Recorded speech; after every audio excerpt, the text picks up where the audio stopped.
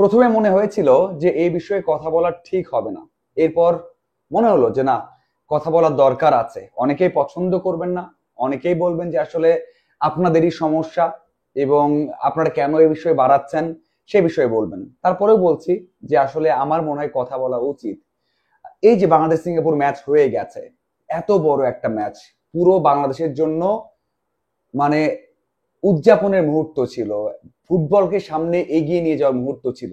কিন্তু সেই জায়গাতে যে সমর্থকরা এত কাজ করেছেন, তাদের মধ্যে কিছু সমর্থক আমার মনে হয় যে ভালো চান না, মানে ফুটবলের সার্বিক উন্নয়নটা চান না। তারা চান তাদের স্বার্থ হাসিল করতে, মানে তারা যেন স্বার্থটা নিয়ে সামনে এগিয়ে যেতে পারেন, অথবা এই যে ফুটবল জোয়ার শুরু হয়েছে সেখান থেকে কিছু কিছু একটা অর্জন করা যায় সেই চেষ্টা করছেন। আমরা জানি যে কোনো ফেডারেশন, যে কোনো স্পোর্টস এগিয়ে গেলে সেখানে অনেক বড় একটা গোষ্ঠী লাভবান হয়। আমরা ক্রিকেটে দেখেছি, সেখানে সব জায়গাতে, ক্রিকেটের সব জায়গাতে অনেক অনেক বেশি লাভবান হয়েছেন মানুষ।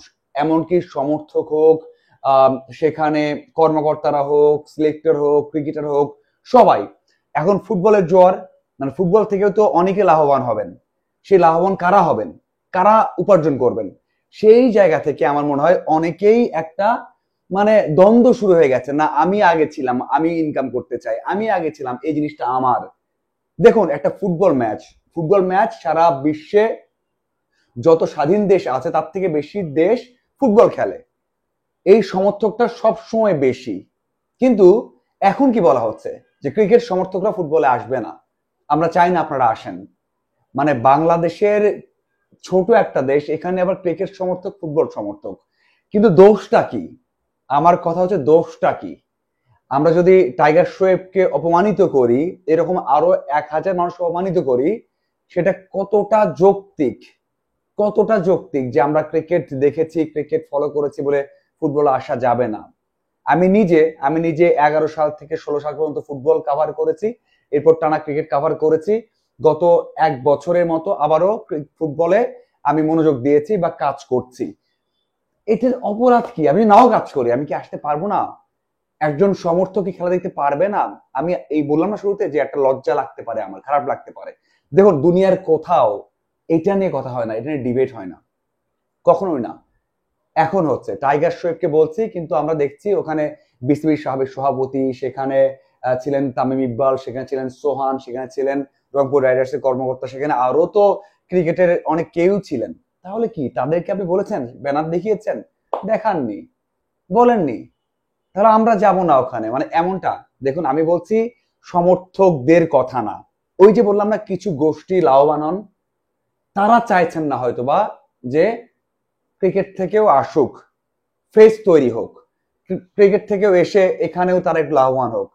ভাই, এই সংকীর্ণ মনা থেকে আমাদের মানে আল্লাহ কবে মুক্তি দেবে আমি জানি না। তবে এটা এটা বলতে বললাম না যে লজ্জা পেতে পারেন বা লজ্জা আমার নিজে লাগতে পারে, তারপর কথা বলছি, কারণ এটা হয়তোবা আমার মনে হয় ওই যে কিছু গোষ্ঠী যারা চান এখান থেকে লাভবান হতে, তারাই এই কাজটা করবেন। আমি বলছি না সবাই। বাংলাদেশ এই সমর্থকদের জন্য ফুটবল এখানে, আমি এর আগে ভিডিওতেও বলেছি, আপনারা হয়তো দেখেছেন যারা ফলো করেন। মানে এটা কখনো এখানে আসতো না। এই যে বিদেশে যারা রয়েছেন বাংলাদেশি ফুটবলার, তাদেরকে কারা বের করেছেন? আপনারা। এখন যে জোয়ারটা আপনাদের জন্য, তো আপনারা সব সময় এগিয়ে, কিন্তু কিছু গোষ্ঠী, কিছু সমর্থক আমার মনে হয় এই জিনিসটাকে নষ্ট করতে চাইছেন বা করতে পারেন। গ্যালারি ভেঙেছেন, গেট ভেঙে ভিতরে ঢুকেছেন, সেখানে হয়তো 50% টিকিট ছিল, বাকিদের ছিল না। এইটা যদি কোনো কারণে বাংলাদেশ ফুটবল নিষিদ্ধ হয়, কোনো কারণে বাংলাদেশের এই স্টেডিয়ামটা নিষিদ্ধ হয়, তাহলে কার কার সমস্যা? মানে আমরা যে গ্যালারি ভেঙে ঢুকলাম, মানে গ্যালারি গেট ভেঙে ঢুকলাম, এটা কি ঠিক হয়েছে? সবাই করছেন? সবাই তো করছেন না।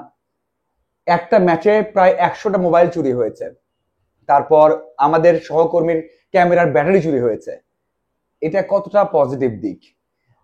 পকেট থেকে মানে এক ধরনের জিম্মি করে মোবাইল চুরি করা হয়েছে, এটাও কি পজিটিভ সাইড বলতে পারবেন আপনি?